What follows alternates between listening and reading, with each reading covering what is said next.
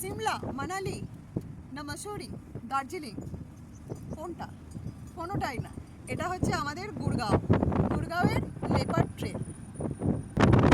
গুড়গাঁও শহরের এত সুন্দর একটা জায়গা, প্রকৃতি যেখানে নিজেকে উজাড় করে দিয়েছে। অ্যাকচুয়ালি এটা হচ্ছে আরাবল্লীর একটা রেঞ্জ।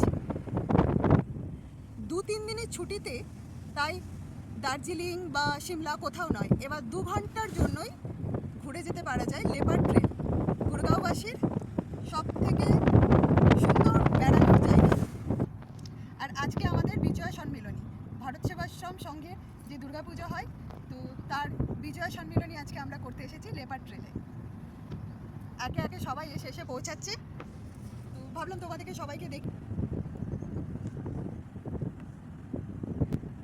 অসম্ভব সুন্দর জায়গাটা, এটার উপরে চাপাও যায়,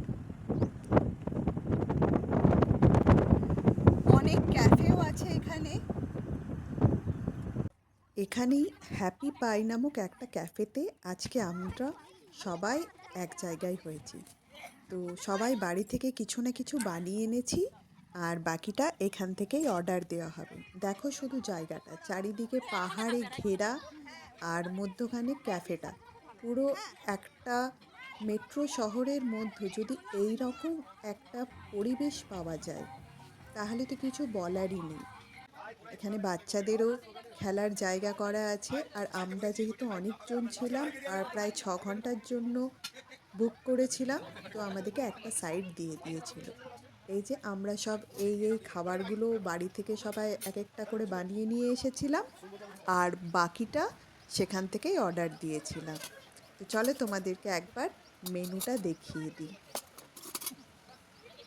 সঙ্গে ছিল চিলি চিকেন, কাতলা কালিয়া, চিকেন কষা, ডিমের ডেভিল, পাস্তা।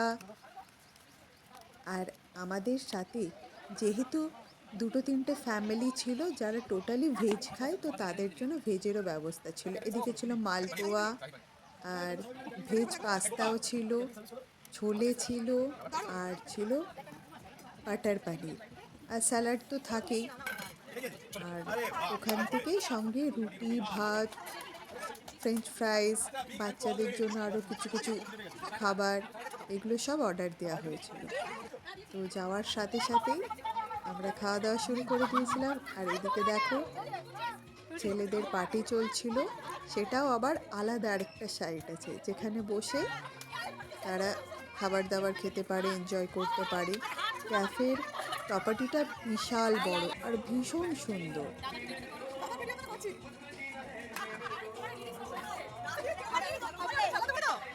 এই রকম এখানে অনেক কটা ক্যাফে আছে যেগুলো পুরো পাহাড়ের মধ্যখানে রয়েছে। তো যারা দিল্লি, গুড়গাঁও, ফরিদাবাদ এসব জায়গাতে থাকো আর ভাবো যে উইকেন্ডে কি করব, তাদের জন্য এটা হচ্ছে বেস্ট অপশন। বা যারা দিল্লি ঘুরতেও আসছো, তারাও কিন্তু এই জায়গাটা ঘুরে দেখে যেতে পারো। পাশে একটা সুইমিং পুলও ছিল, তো যতগুলো বাচ্চা গেছিলো সবাই মিলে শুরু হয়ে গেছিলো জলে নামানামি করতে।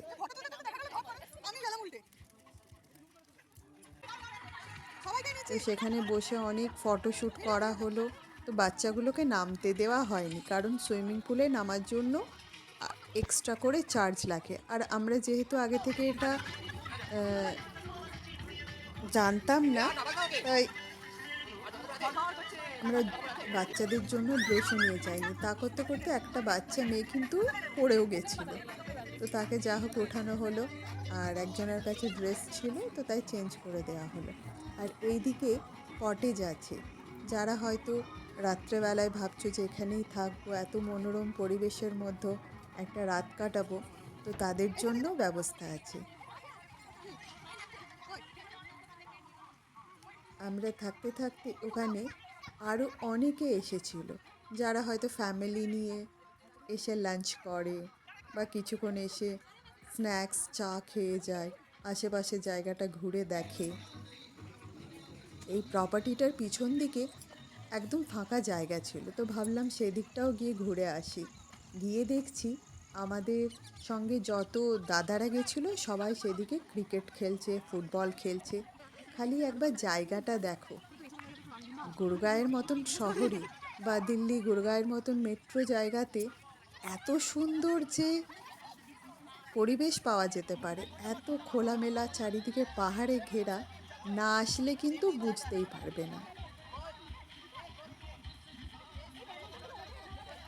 আমাদের আমাদের তাই আমি বলবো যে যারা দিল্লি ঘুরতে আসছো, তারা যেরকম রেড ফোর্ট, ইন্ডিয়া গেট এগুলো যেরকম ঘোরার জায়গা হিসাবে রাখছো, এই লেপার্ড ট্রেলটাকেও কিন্তু রেখে নিও।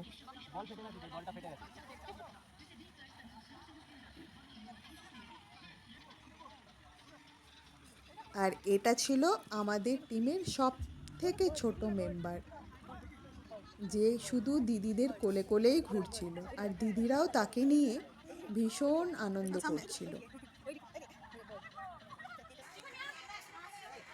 বিকেলবেলাতে আমরা সবাই ঠিক করলাম এবার একটু কোল্ড কফি খাওয়া যাক। সবাই খেলে এসে ক্লান্ত হয়ে গেছিলো। তো বাচ্চারা সব কিটক্যাট শেক, কেউ কফি, কেউ চা, কেউ কোল্ড কফি নিয়ে নিলাম। আস্তে আস্তে সন্ধে হতে শুরু করলো। সন্ধেবেলাতে এই প্রপার্টিটাতে চারিদিকে লাইট জ্বালিয়ে দিলে আরও সুন্দর লাগছিল। তারপরে পিৎজা অর্ডার করা হলো, কারণ যেহেতু আমরা বাড়ি থেকে খাবার নিয়ে গেছিলাম, তাই আমাদেরকে ওখানে 10,000 টাকা বিল করতেই হতো। আর কারণ এই ধরনের প্রপার্টিতে বা ক্যাফেতে বাড়ি থেকে খাবার নিয়ে যাওয়া অ্যালাউ করে না, কিন্তু আমরা যেহেতু অনেকজন মেম্বার ছিলাম, তাই বলেছিল যে ঠিক আছে নিয়ে আসতে পারো, আর কিন্তু 10,000 টাকা বিল করতেই হবে এখানে। তো আমাদের খাওয়া দাওয়া, আড্ডা, গল্প যেরকম করে থাকে বাঙালিরা, সেটা একদম চলছিল। এটা হচ্ছে ক্যাফের আরেকটা সাইড, যেখানেও চেয়ার টেবিল লাগানো আছে। বাইরে থেকে যারা যারা আসছিল তারা এখানে বসে নিজেদের টুকিটাকি খাবার খাচ্ছিল, আর আমরা এই দেখো ফটোশ্যুট থেকে রিলস বানানো থেকে সব শুরু করে দিয়েছিলাম সেখানে। মানে ফুল এনজয় করেছি।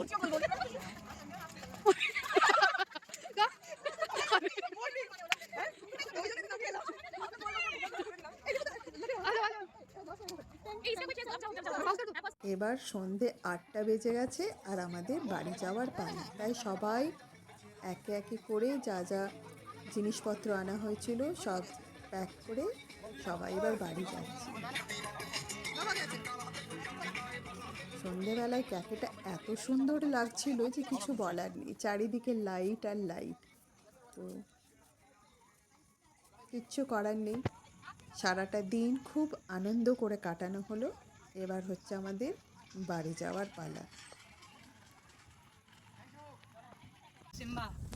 সবাই একে একে বেরিয়ে গেলাম আবার সেই এত সুন্দর পরিবেশ থেকে ইট পাথরের জঙ্গলের দিকে।